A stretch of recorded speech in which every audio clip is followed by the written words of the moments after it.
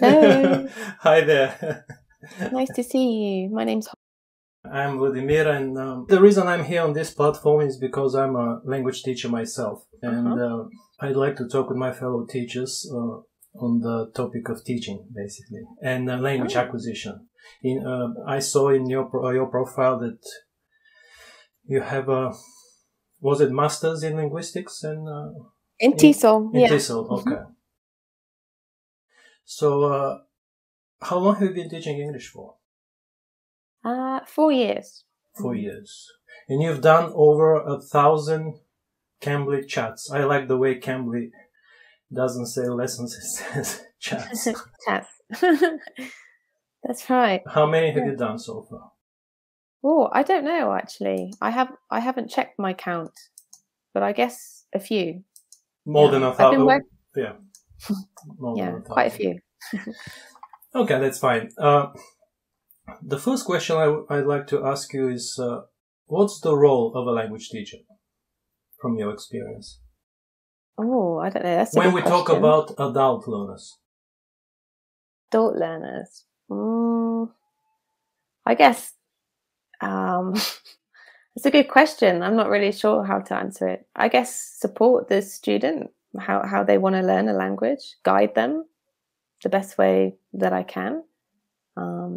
I don't normally like to give students the answers. Like when I'm teaching, I like to encourage them to think for themselves. Okay. So yeah, something I'd like to read to you. The role of the teacher is to teach the student how to learn alone without a teacher, how to become an independent learner. Yeah, I like that. Yeah, so I don't normally like to give them the answer. I like them to think for themselves, because I think that's ultimately how they'll. And how do you do that? Learn. So I ask follow-up questions or prompt questions, or if we come across a word that they're not sure about, instead of just saying what this word means, I will say, what do you think, it means if you had to guess? Doesn't matter if you're wrong. Something else I read recently is that teaching is not about being a human dictionary. Yeah, I like that. I don't know if you've used dictionaries like Cambridge, Oxford, Longman. Pretty comprehensive. Yeah.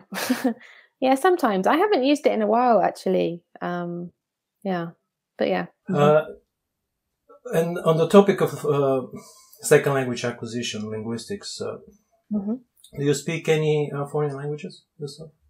No, I don't. I think I always joke with my students that that's quite embarrassing or ironic, because I studied applied linguistics and I only speak one language. I speak Spanish, but I don't class myself as fluent.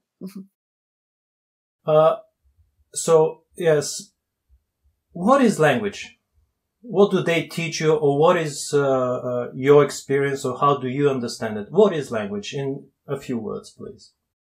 What is language? I mean, for us to discuss how to teach and how to learn, I think we first have to define the thing we want to learn and teach. So what is language? I would say, I don't know, maybe quite basic, but it's a tool for communication, I suppose. Okay, let me give you my definition, which is the complete opposite. Okay. It's a tool for acquiring knowledge. Yeah, I like that. But you see, 99.99% of people think that it's a tool for communication. And I think that's the cause of all problems with second language acquisition. People want to speak, but I think language is not for speaking. Language is for getting knowledge, getting information. Yeah, true. So the tool for communication, is that something they teach you in, I don't know, master courses, or is that something you think? Where does this tool for communication come from? I'm not sure really. It's just what I thought of on the top of my head. When I did my master's in TESOL at Huddersfield, we learned mainly about different theories of how to learn a language. So whether the traditional methods or acquiring a language, which is the best method. So what are the traditional and what are the, acquiring a language method? I can't remember the exact researcher's name, but there's something called the naturalistic approach to learning language. I think they're pretty extreme and maybe not popular, where you're in a classroom and the teacher doesn't speak at all, really, or something like that. And the methods out there, you'll be shocked to see what's out there. Okay. Teacher not talking is probably the least surprising. How long have you been living in Mexico for? 4 years. And how is your Spanish coming along? Yeah, it's good. I actually was trying to acquire the language when I first started learning. So I was watching baby cartoons in Spanish and things like that. With the intention of learning the language, or you just wanted to watch cartoons? No, to learn the language, yeah. So when you think about your daily life, how many percent is of the information you consume is in English and is in Spanish? Information you are interested in, you are passionate about. Oh, do you know, I think I'm quite a bad example because I mainly communicate in English. No. Question was the information you consume. The information current news or books you read, or forget about speaking. I'm not asking about speaking. Speak English all you want. My question is, how much of the information, people usually use the word input, which is a word I don't like. How much of what you consume is in English versus Spanish? Things you like, you want to know. Not much at all, maybe. No, I don't actively learn Spanish anymore.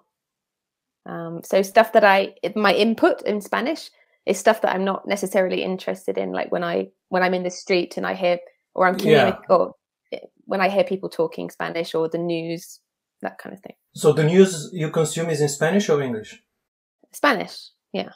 Oh, okay. So most of it is in Spanish. You don't read the BBC and stuff like that? No? Oh, I do read the BBC, but I haven't in a while. I've been living in Japan for 20 years.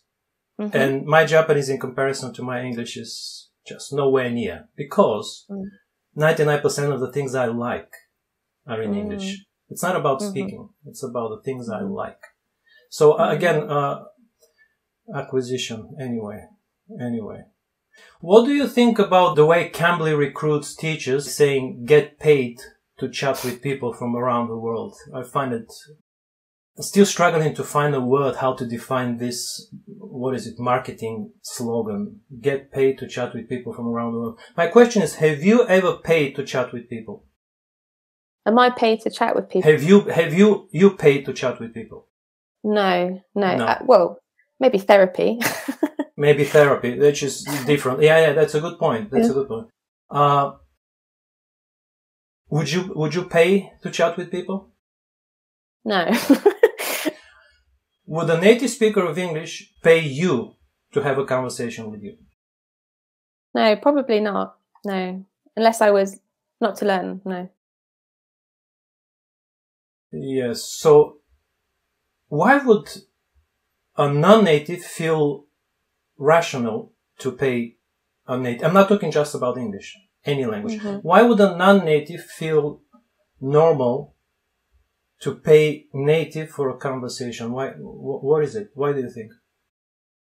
Maybe because I suppose being English, maybe I have access to talk to other English people, but maybe somebody who's not a native English speaker, maybe they feel that they don't have access to talk. But why pay for talking? That's something I can't wrap my head around. Isn't it weird? I guess I have thought about that. Yeah, because I guess they could just find somebody, couldn't they, on social media or online, or look for like a group where they could talk with other people. But why pay for talking? Forget about language. Why pay for talking? You see, even in you haven't thought about that? Again, I'm speaking as a language teacher myself. I make hundreds of thousands of dollars getting paid to talk. Exactly. Yeah, I guess it's more informal, isn't it? So for me, when you say just to talk, for me, it's informal, right? I mean, on my other Well, I don't know. I don't know. The reason I'm here on this platform is to get the, feedback from you guys, from my peers in a way. And nobody seems to realize how weird the whole thing is. Getting paid to talk with people. Because there's no learning. Yeah, no, it's very informal. Yeah, I often say that when I'm going to work, I often joke that I'm just going to talk to some people for a bit. I don't, because it doesn't feel like work, does it? If I'm being really honest with peers, like you say. Because the way it's sold to them is their learning. That's my issue with the whole thing. If they're told, come on Cambly to kill time, and you pay to kill time, I'm perfectly fine with that. Yeah. But don't sell it. I mean, I'm not talking about you. I'm talking about not just Cambly. I talk in all those schools, Berlitz. Don't sell it as a lesson. Cambly sells it as a chat lesson to students. I honestly think that people who pay money for speaking are either delusional or lonely. Yeah. That's true. It's, I don't know. It's so absurd. It defines reason. Anyway, thank you. It was a nice conversation. Again, I wanted to get people's feedback, and I think this was a nice chat for me. Yeah. Okay, thank you. No problem. Bye. Take care. Have a good day. You too. Bye. Bye.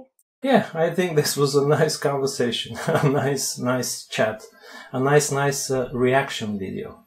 That's what I'm doing all this for you to see their reaction. Complete madness made possible by you guys. It just defies reason, defies explanation. Unbelievable. Everything you need to know about how to learn a foreign language you can find in my book, Virtually Native, which is available on Amazon and virtuallynative.com.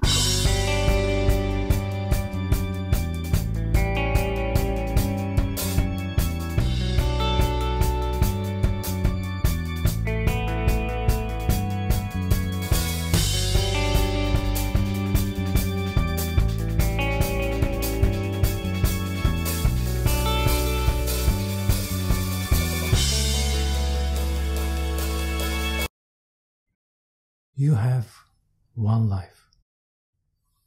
Don't waste it.